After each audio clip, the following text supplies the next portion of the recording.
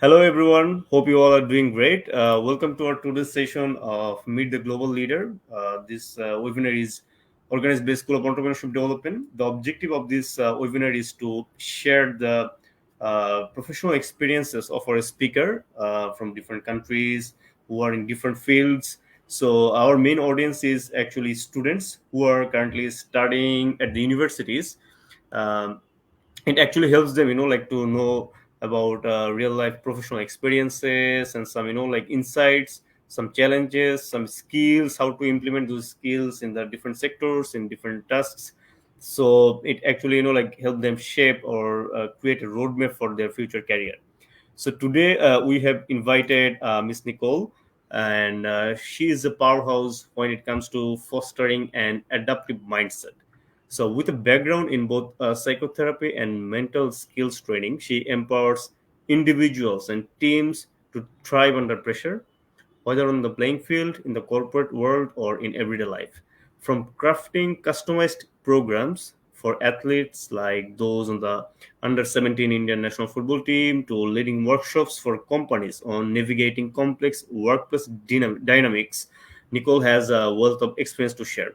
So let's give Nicole a warm welcome. Nicole, welcome to our session.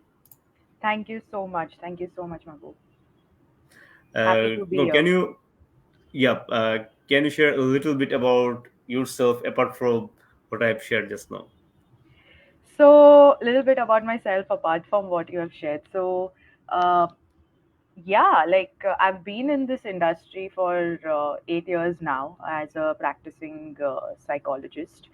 Worked with in the counseling space. Have worked in the sports space, and my passion to work with athletes started 8 years. I think 10 years back, because I come from a sporting household with my dad, who's been an international player, with my sister, who has also played at a national level tennis. So I have, as a support system, I feel I have actually vicariously lived their challenges. And that was one of my main motivations to pursue the field. And when I am not working, I am maybe somewhere with my family. I like to travel. So either I'm somewhere where there's nature around and there's no city noise. I enjoy cooking, so that's another thing I enjoy and I do apart from working. And yeah, that's about it about me. Great. So as you know, like our audience, they're students. So if we take you back to your student life. So how was your student life, and how did you spend your time apart from your study? And Hmm. if you share some of the experiences or activities that actually helped you develop some skills when you were a student, and we will navigate or go through your experiences or how you have been implementing those skills. So some of the activities that helped you develop some skills, and how is your student life as well? So, student life, if I have to say, if I'm talking about my post graduation, I did two masters. I've done one in applied psychology in Mumbai, in India, and one I did in sport and exercise psychology in London. And they were two different experiences altogether. I feel the life in India and the education system in India is very different to that in the UK.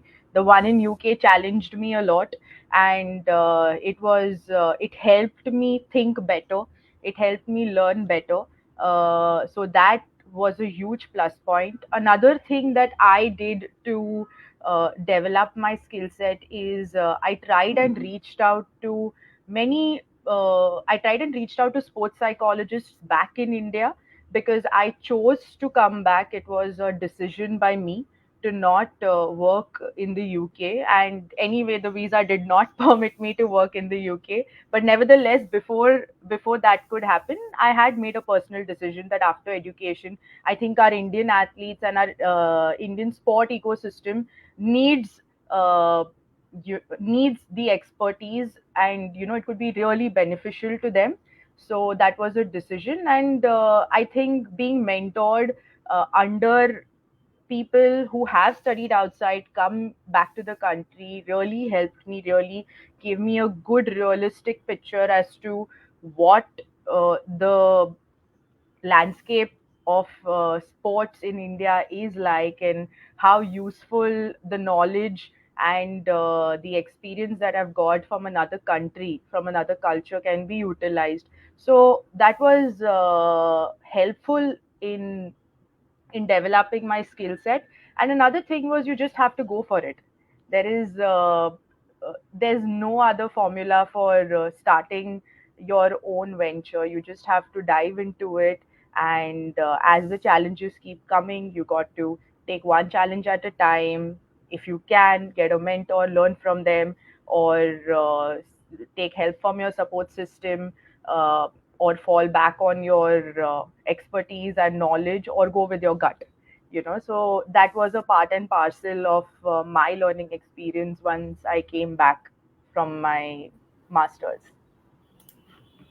Great. So as like we're talking about sports, and like one of your specialization is on like you you like provide tools and train with skills to develop an emotionally and mentally flexible mindset. So we will also talk about a lot about mindset and how it is very important for professionals and entrepreneurs.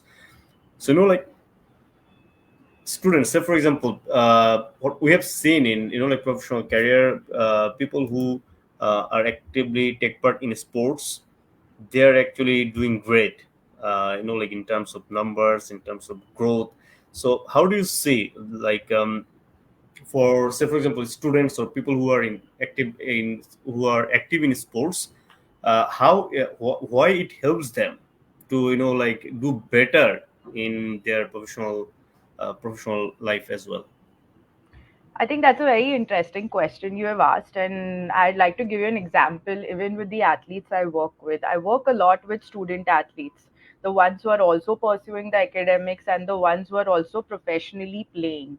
Now, what happens a lot is they have to compromise when it comes to attending lectures or classes in schools, right? Because they are traveling most of the time for tournaments and playing, and need to keep their ranking up. But what happens is, when they pursue or when they are studying for their exams, at a in a very small amount of time, they are still able to get good grades in comparison to non-sport students. In comparison to academic students.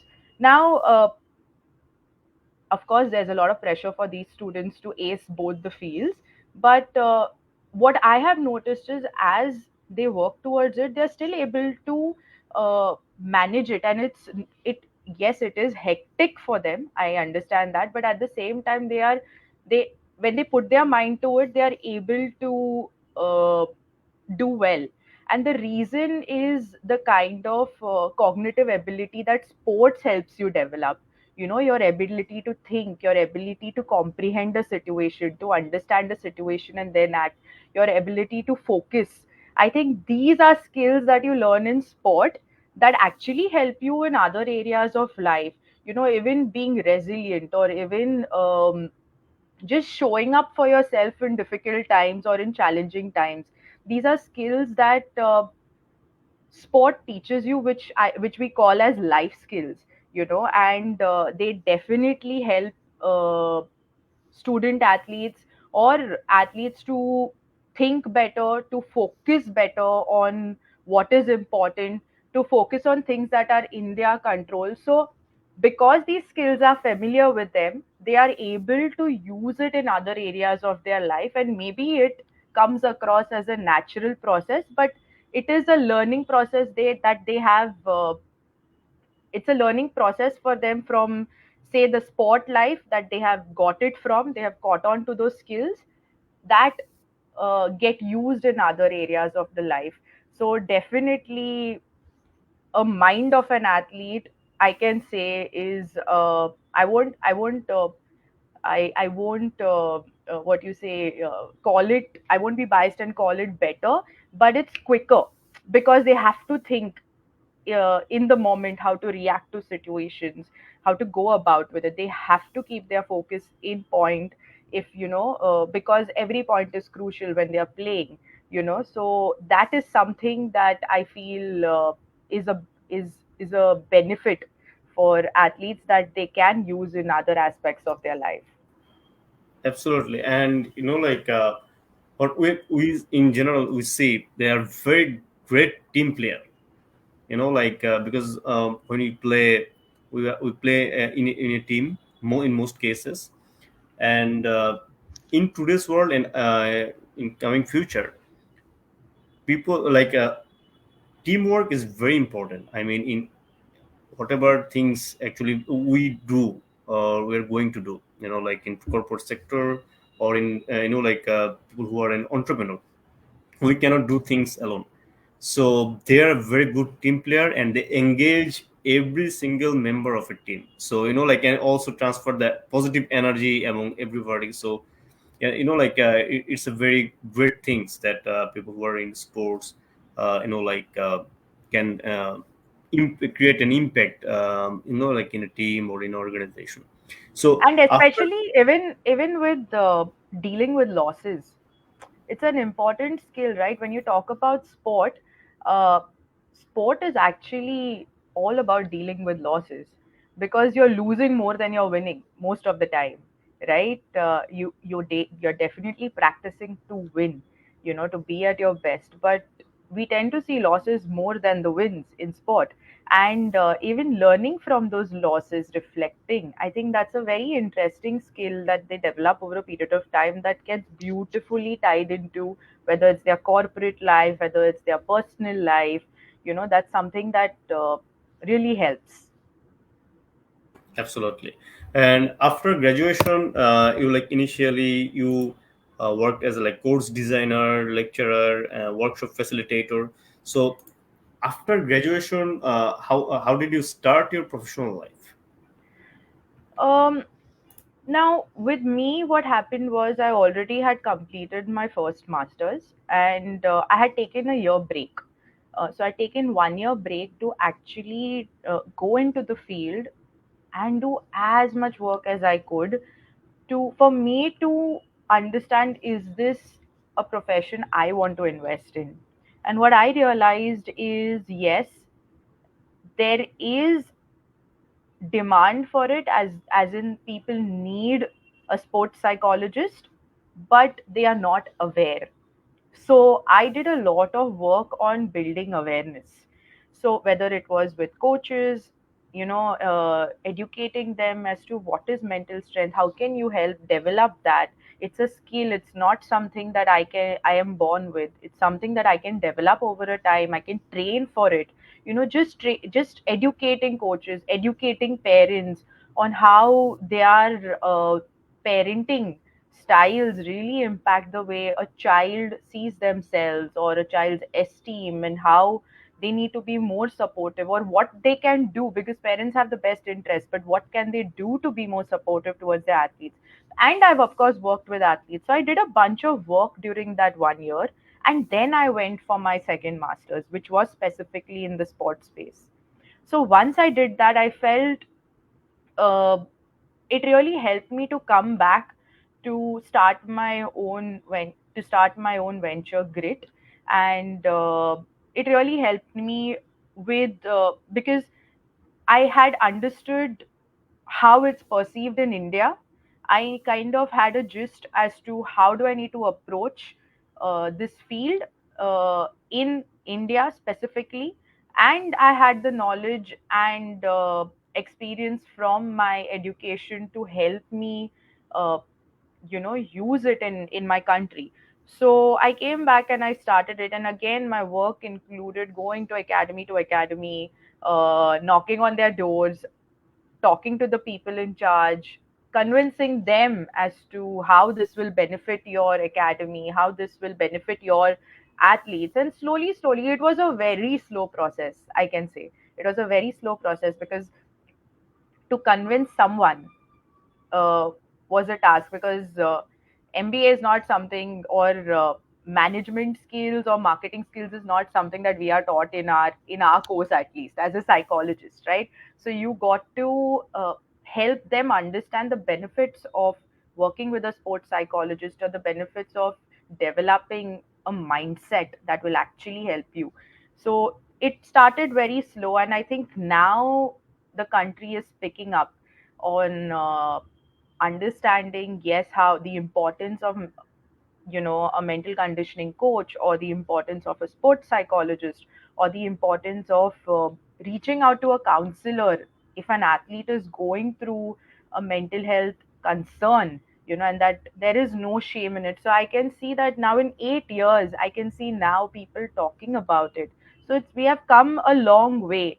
And my work has definitely included, whether it is working with athletes, whether it is being a coach, whether it's being a facilitator at licensing programs for coaches to educate them, whether it is co-creating the first course in diploma course in Mumbai itself, so that our students have access to the subject and they can learn from people who have gone back and studied, whether it is training young aspiring sports psychologists, mentoring them and giving them the opportunity to understand the landscape in the ecosystem, to working with national teams. So it's been a slow and a long process, and I continue to be a part of it.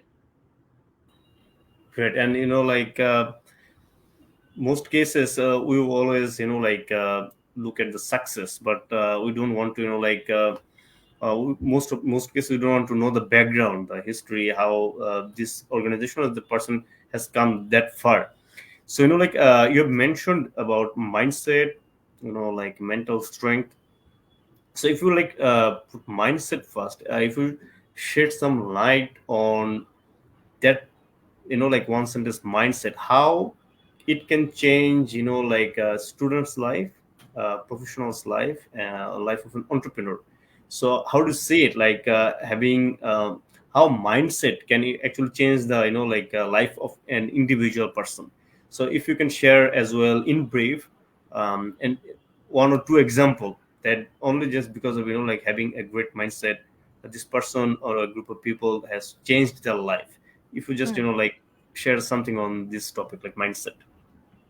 So when we talk about mindset, you can have a mindset that's helpful for you, a mindset that's not helpful for you, and many a times when we talk about mindset, so according to a psychologist, Carol Dweck, she's come up with these two mindsets. We have fixed and we have growth. So fixed mindset are the people who feel that they are born with that ability. They have a fixed mindset. They don't feel that they need to work further. They feel they are talented and that's about it. But the growth mindset people are the ones that the word growth says that they feel that effort is something that helps them, reach the results. Effort is something that is more important than the outcome, because effort is something that is in my control, right? So these are the ones who look at challenges as an opportunity to grow. They are more willing to take feedback, because their whole goal is that I want to progress in life, I want to grow in life. So when feedback comes to them, they don't feel very criticized, but they embrace it, they welcome it. Whereas a fixed mindset person is a person that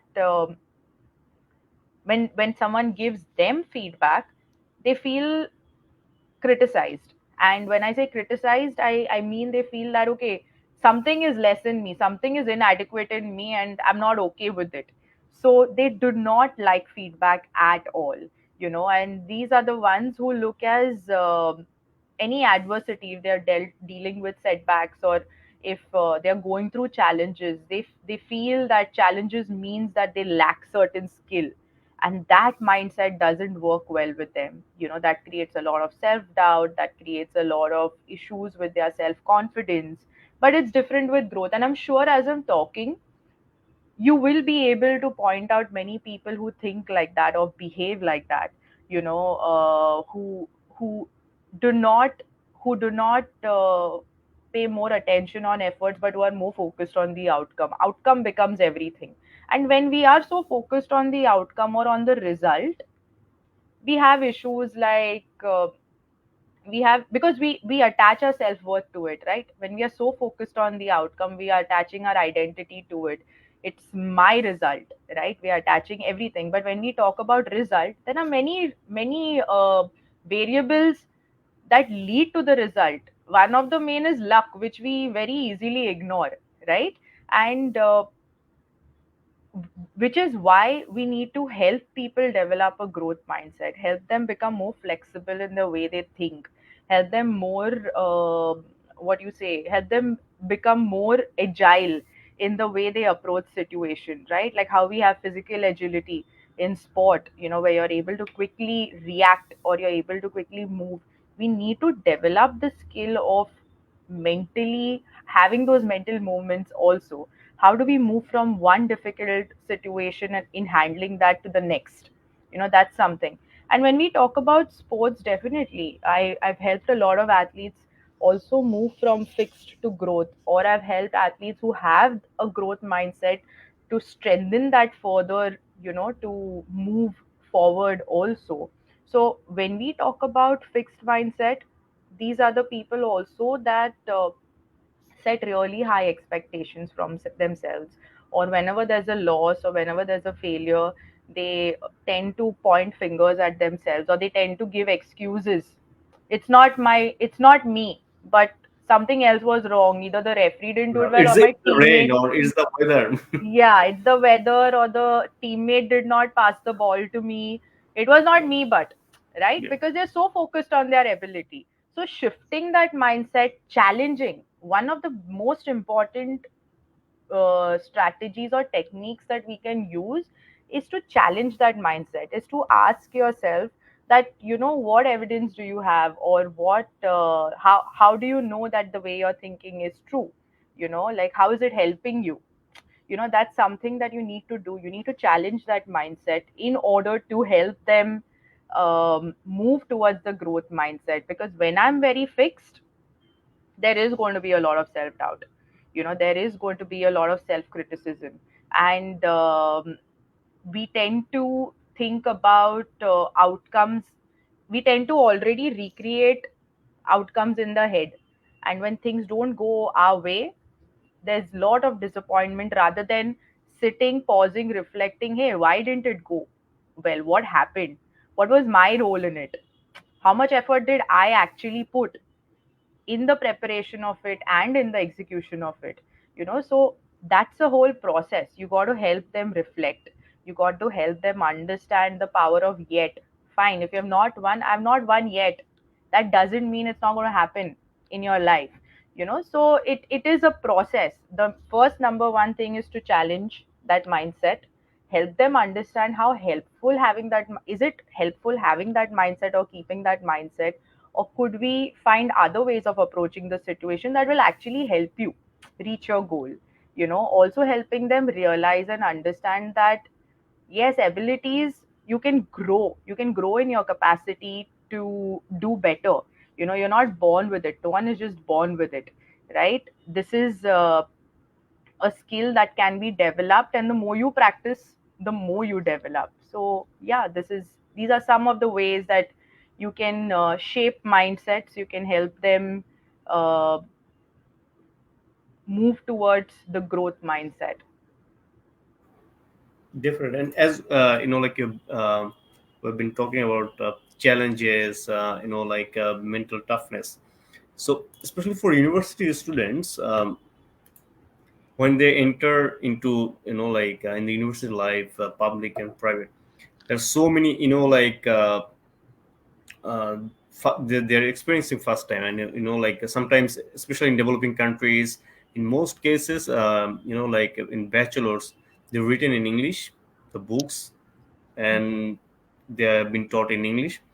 So it's like a first shock to them, because who are not used to it, they are getting trouble. Sometimes people, so you don't understand English, and like Mm. etc. So like they are like making them, it actually help drives them to be introvert. and also not to explore different avenues in university life. And for that, like students, apart from that, they actually face a lot of challenges when they're in the universities. So like how university student, according to you, how university students can develop the mental resilience to adapt to challenges and bounce back from failures in the workplace as well. See, now when we talk about failure or when we talk about a setback, it is inevitable. It's not something unique. We all experience it, right?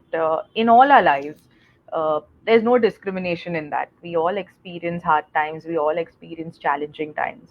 Now, when we talk about mental toughness and when we talk about resilience, we need to understand that we will be able to be resilient if we accept the current situation for what it is, right?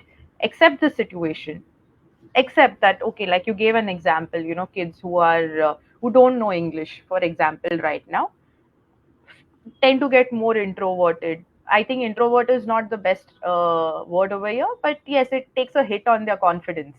They don't want to, Exactly. they don't feel very more open to go out there and put themselves out there. So I think for for anyone who's going through a hard time or who has experienced any kind of a loss or so called failure, one thing, or a challenge, one thing becomes very important is accept, acknowledge, recognize that, hey, this is a challenge. Okay, this is, I've tanked over here now. This is not working for me. Accept it, because acceptance allows the mind to stop getting anxious. Acceptance allows the mind to stop reacting to the situation or putting yourself back into the shell because you have accepted it. Once you accept it, your brain allows you to find ways to solve the problem. That's where your rational brain comes out to be like, hey, okay, now this is the problem. What can we do about it? Right? Do I need to learn the language?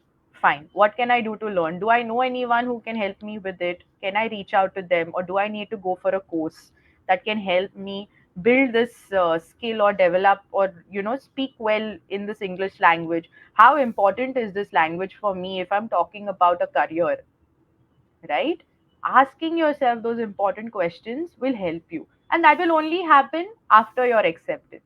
If you're not able to accept your current situation the way it is, you will go back into your shell, you will stop interacting with people, you will start looking at yourself as a failure, you will start looking at yourself as someone who's not fit enough to be in this particular job or to be in this particular group because I don't know English, right? Because there's a lot of shame. Maybe someone's teasing you, someone's bullying you, many things happen in school. So that could be a possibility that I feel shame that I don't want to be a part of it, so I'm going to just stay by myself, I don't want to interact. But no, if I learn to accept the situation, not put focus on me, but this is my current situation, I will be able to surpass it. So when we talk about resilience, when we talk about mental toughness, what is mental toughness? I think there's a lot of debate in our field of psychology as to what is mental toughness, because people see it as hardiness or keeping your emotions aside and still going through it. No, in very simple words, what I feel mental toughness is, how can I show up for myself even when the situation is not going my way? What is that little thing that I can do for myself, or what is it that in what capacity can I be there for myself even in a challenging situation? That is mental toughness, because there are challenges that you can control, there are challenges that are beyond your control. In each situation, irrespective whether it's in your control or beyond your control, in what capacity can I stand up for myself, in what capacity can I show up for myself and continue doing things that matter to me the most, right? Whether it, even when your mental health is really bad, spending 10 minutes in the gym could be helpful, because if you have depression, you don't even feel like getting up from the bed, right? But telling yourself just 10 minutes, I'm just going to go for 10 minutes, quick warm up, quick stretching, and I'll be back. That itself is enough. That is mental toughness for me, right? So, what happens in times of challenges, with the example, specifically the one that you gave me, is that how can this student become mentally tough? Is asking themselves that question, hey, how can I show up for myself? I know this is hard for me. I know I feel like a small person around people who know the language. I know the confidence is not the best, but what can I do to show up for myself? Can I enroll for a course? Fine. Can I ask a friend who's already, I feel, is confident in this field to help me out? Maybe yes. And then do it. Then walk towards that direction and move in that direction and approach the people who can help you, who can be a mentor to you, you know, to move forward and move past the challenges. So number one, I would say acceptance. First, recognize. Awareness, very important, because when we are so stressed, we are so anxious, the awareness is out of the window, you know, because we are feeling it, we are so much fused into the situation that becomes difficult to detach, step back and look at the situation. So number one, awareness. Start noticing when, what are those times that really rile you up, which does not allow you to think clearly. If it's a challenge, if it's a difficult situation for you, accept it. Even if it's a failure, accept it. Be okay with accepting it, because only when you accept it, you allow that part of your brain to do the work to solve that problem. So that is one thing, and showing up for yourself is another thing. Sure. And like, if say for example I don't have mental toughness, it can be taught. Like I can, if is there any activity or are there any activity? So there are activities to develop my mental toughness, right? Of course, I would say first reach out to someone who can help you with those activities. Hmm. You know, whether it's a professional or a mentor who you know has that skill that you Yeah. can learn under. Either it could be go to a psychologist if you want to be trained, or either if you admire someone with that mental toughness, Hmm. go talk to them. Ask them, hey, how are you doing this? I want to learn from you, right? Definitely. Because as Yeah. kids, to be honest, we learn through observation. That's how our learning happens. And as we grow old, the more we observe, the better our learning is actually. Most of our learning, or even uh, training on job, you know, that also happens through observation, through being in that process, to being in that situation, seeing other people doing it that way and learning from it, and then sharing perspective. So definitely mental toughness you can learn. There are many techniques. When you talk about self talk, how do I talk to myself? You know, what is the tone in which should I talk to myself? You know, or whether it's visualization, whether it is meditating, you know, whether it is showing yourself compassion in challenging times so that you can move forward, you know, whether it is focusing on things that matter to you and letting the rest go. There are many techniques, many skills that you can develop to become mentally tough, but you need to choose how do you go about with it. Definitely. And if you share about your organization, like consultancy firm, Grit Sport, and exercise psychology consultancy, how did you come up with that idea, and what it does, and how do you see it, that your organization is creating impact in the community or in the country according to you, and what is your dream about your organization? So it was 8 years back when this was founded, along with a friend of mine. She too, currently, she's pursuing her PhD, and together we had this passion and enthusiasm of doing something for the sporting community and helping athletes specifically. That was the whole intention behind it. So with that fire, grit, the word grit came out because I feel like there was a lot of grit for in us to start the organization. And yes, the organization started with the best intention to reach out to make mental training accessible, to reach out to athletes, to educate coaches. And right now, it's in a place where we want to continue being accessible to as many athletes as possible and give the best expertise. So whether it's being we collaborate also with clinical psychologists, with psychiatrists, so as and when the cases are beyond our area of competencies, or that's beyond or that's very clinical in nature, we work as a team. So that's also something that we do. And when you talk about the future of uh, my organization, the idea is to create as much awareness and share as much knowledge to people, because I feel people are already, you are already a person who is capable. That's not an assumption. I believe that every person has a capability, and through my expertise and through my knowledge, I can help you navigate your challenges, in times that you are not able to navigate. So I want to empower people. That is the whole idea behind the organization. It's to empower people, making them independent to handle situations, helping them develop a mind that is flexible to manage stressful situations, to navigate challenging circumstances, so that they can unlock their best potential and live the best life that they are looking to live.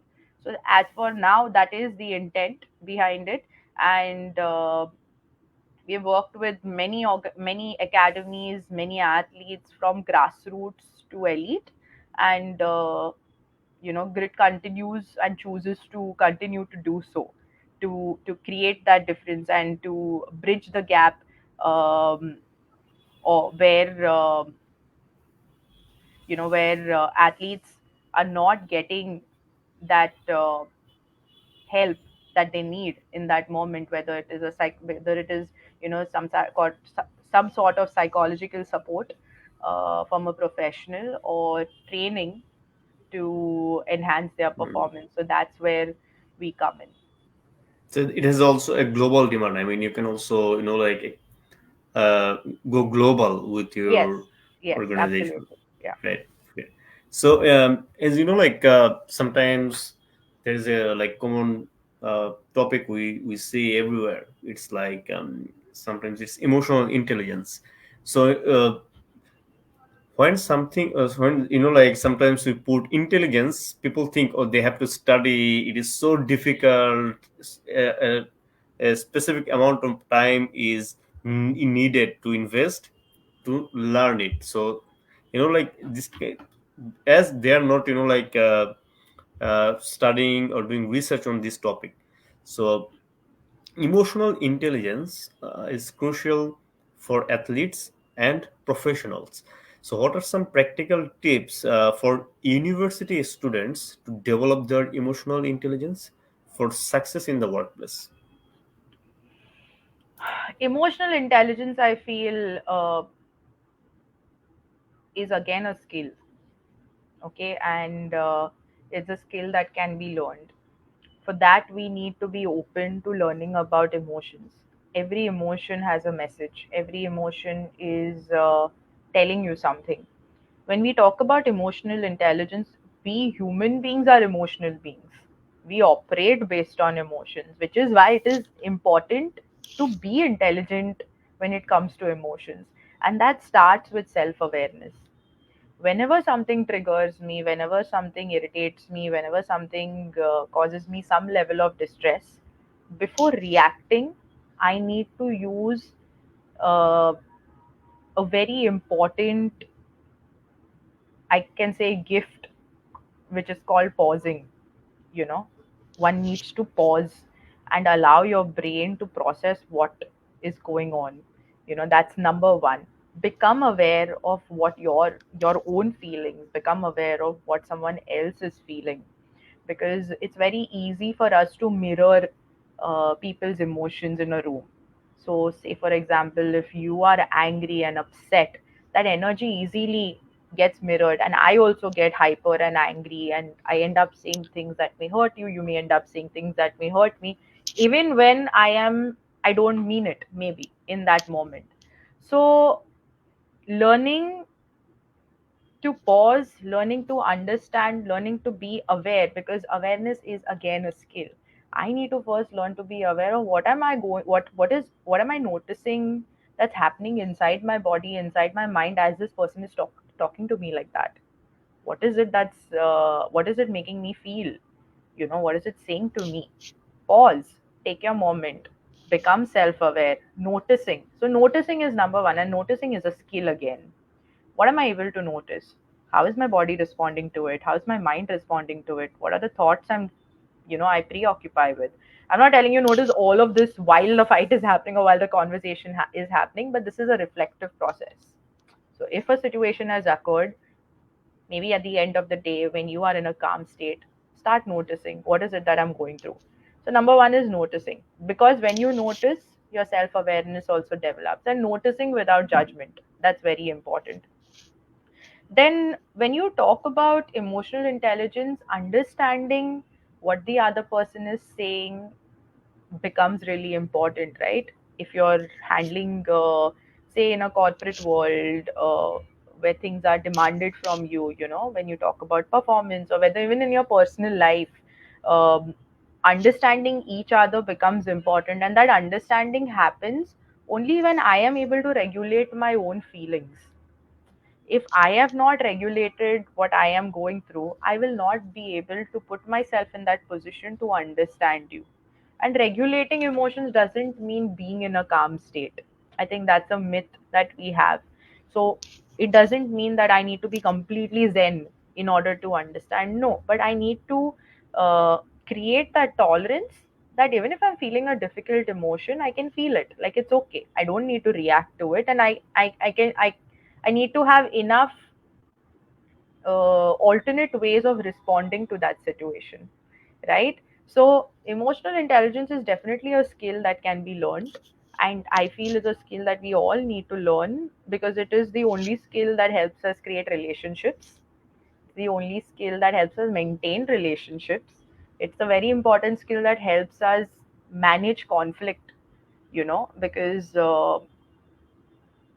conflict is something again that is inevitable in any kind of relationship, whether it's in your team, whether it's in your family, whether it's with your partner, whether it's at work.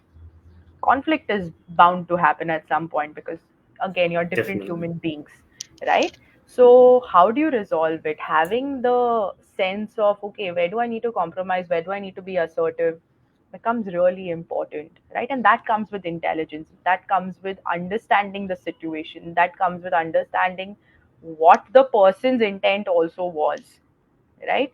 And how you choose to respond in that situation. So it all starts with noticing. So that is something I would say, start reflecting on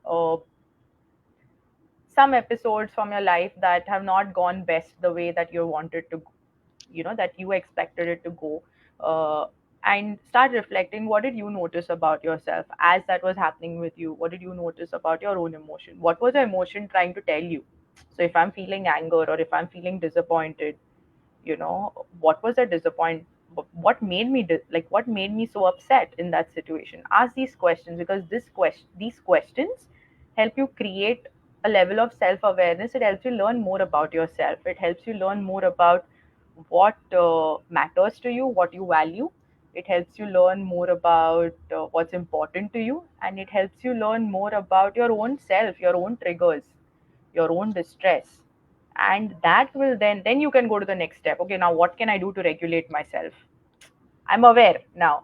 Then it comes to self regulation. What are the techniques I can use to regulate myself if such situation happens? So definitely these are skills that breathing, most important is learning to control your breath.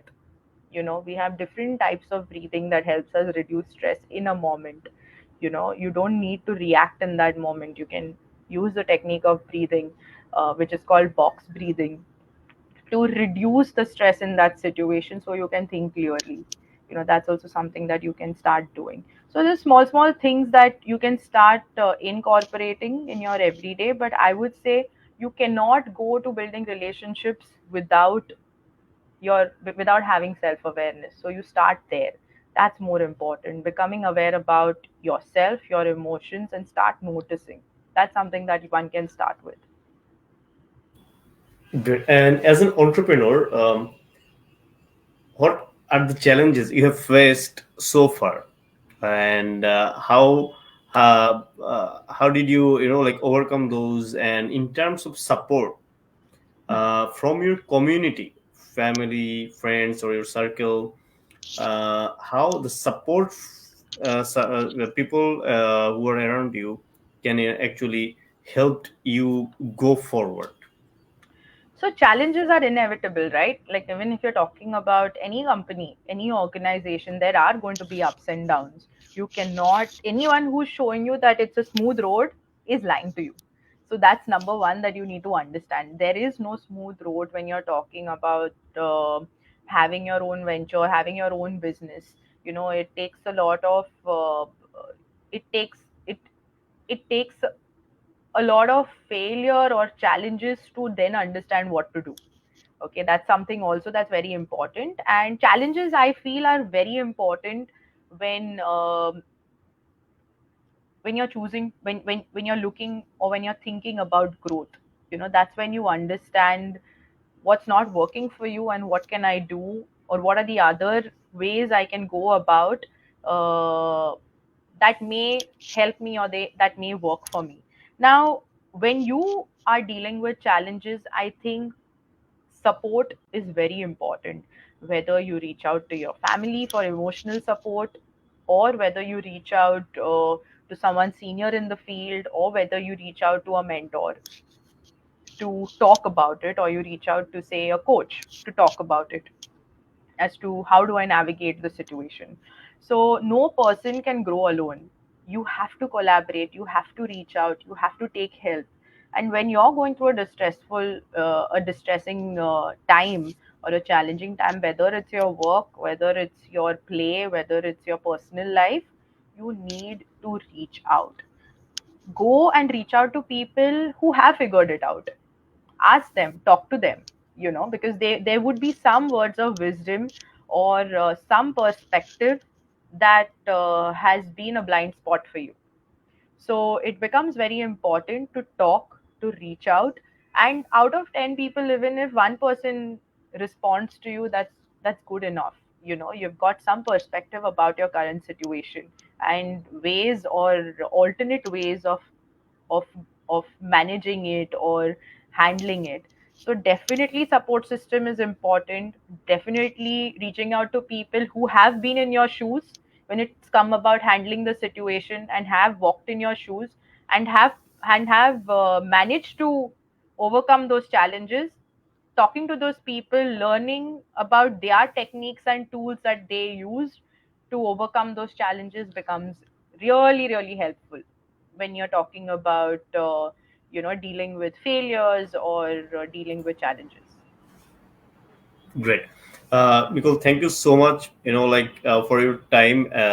We have a very short time, so within this time, we have tried to learn a lot of things from you. And overall, if I reflect on the things, main things, it is us who are in most cases can turn negative situation into positive situation. And it is our mindset, the way it's our attitude towards any situation, any person is going to create the change.